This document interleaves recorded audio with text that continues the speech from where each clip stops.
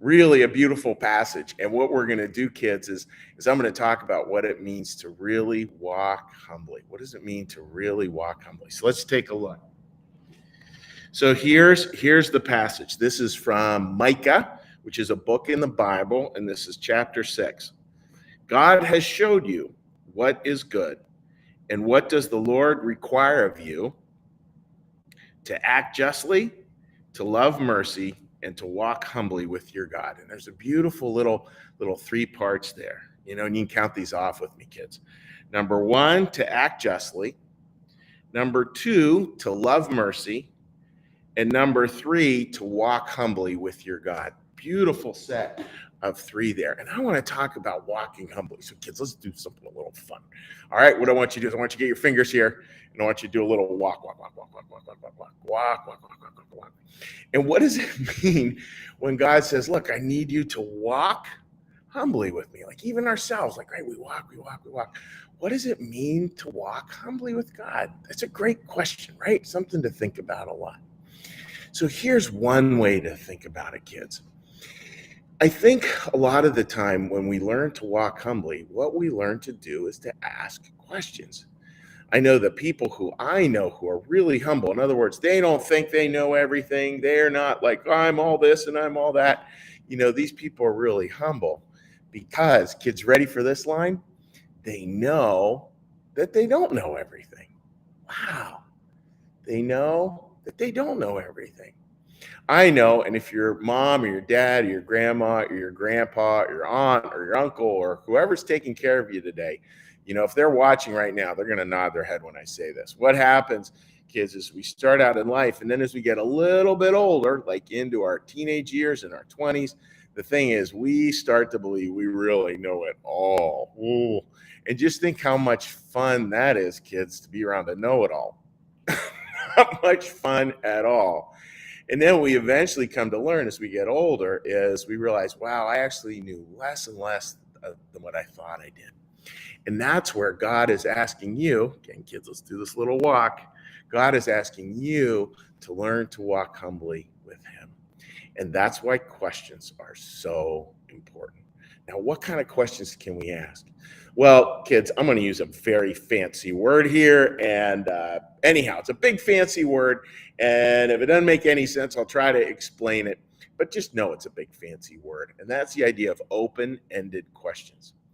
A lot of the time when we ask people questions, we're asking them a question, but really it's because we want to talk, or we're asking them a question that we already know the answer to. I think of all those years when I was a teacher and I'd ask students, well, do you think that's such a great idea? When I knew it wasn't a great idea. That's not really asking the question. It's not open-ended. They can't answer just anything. I know what the answer is supposed to be. Open-ended questions are like this. I mean, you can do this with your hands, kids. Here's the question. It just opens up. They can answer it any way they want, any way they want. So how could you practice that? Well, here's an idea, right? If you think of your mom or your dad, whoever you're living with, probably a couple of times a year, hopefully more than that, but probably at least a couple of times a year, they ask you, how was school today? And you get a chance to tell them. Have you ever thought of this, kids? Maybe you could do this. Maybe you could say, hey, if you're living with mom or dad, say, hey, mom, how was work for you today? Just ask them that question. Because you see, it's open-ended. They could say, it was the best day of work I ever had. Or they could say, boy, it was a really hard day, but thank you for asking. It's open-ended, where the answer can go anywhere. Kids, I think that's a big part of how we can learn to walk humbly with God. We can learn to simply ask questions, to simply remember we don't really know. And when we do that, I think God smiles, because what's God's primary thing? He wants us to learn to love other people. And what's the easiest way to love other people, is to get to know them. And the way we get to know them is by opening these questions, these open-ended questions that just go out, and they help us to do that, because then we'll know how to better love people. And I think God asks the same questions of us too, questions that are open-ended. What do you love doing? What makes your heart sing? If you have free time, what do you like spending it on? All those questions are ways that God gets to know us a little better too. And our job is to reflect that out there with other people.